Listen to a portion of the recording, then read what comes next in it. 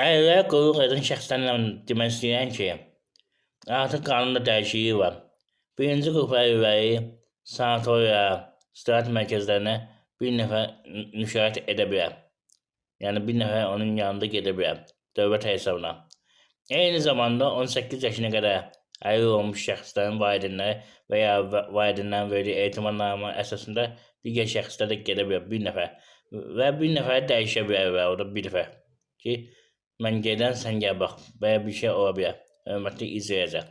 Buna əlavə qeyd edin ki, əgər əlilliyə qulluq edən şəxs, məsələn valideyn olub, valideyn dünyasını dəyişibsə, qarşı varisi baxırsa, bunu təzədən əlillərin deyirlər ki, asistendi yoxdur. Gəlib təzədən əlilliyin təyin olması üçün müraciət etməyin.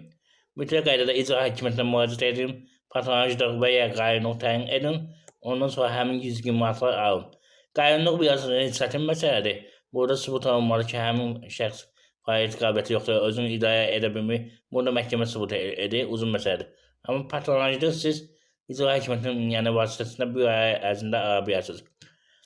Ətraflı məlumat üçün qeyd olunan telefon nömrəsində mənə əlaqə saxlaya bilərsiniz. YouTube kanalına abunə olan şəxslərin telefon hüquq məsələsinin verilməsi 10 manatdır. Sonunda bir daha hörmətli icracılar, bir məsələdə yenə toxunuram. Vacib bir məsələdir.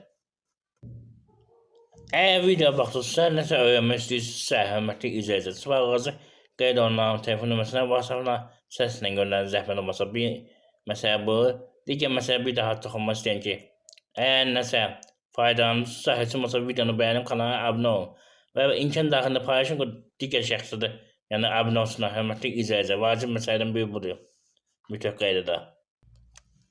Hörmətli izləyicilər, bu məsələyə bir daha toxunuram ki, mən dəfələrlə videoda məlumat verən ki, mən hüquqşünas Sağol Seyidzadə insanları maarifləndirmə məqsədlə video hazır edirəm.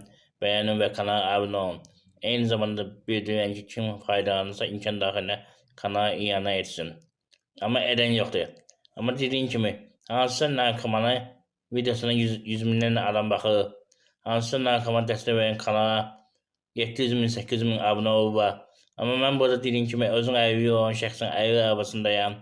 Şəxsin Sağol Seyidzadə əziyyət çəkib video hazır edən insanları maarifləndirirəm. Mənim cəmi 5500, 5600 abunəm var. Yabısıqdır, hörmətli izləyicilər. Əsas məsələdən biri budur. Gəlin biz abunə olaq ki, insanlar hüquqlarını bilsinlər.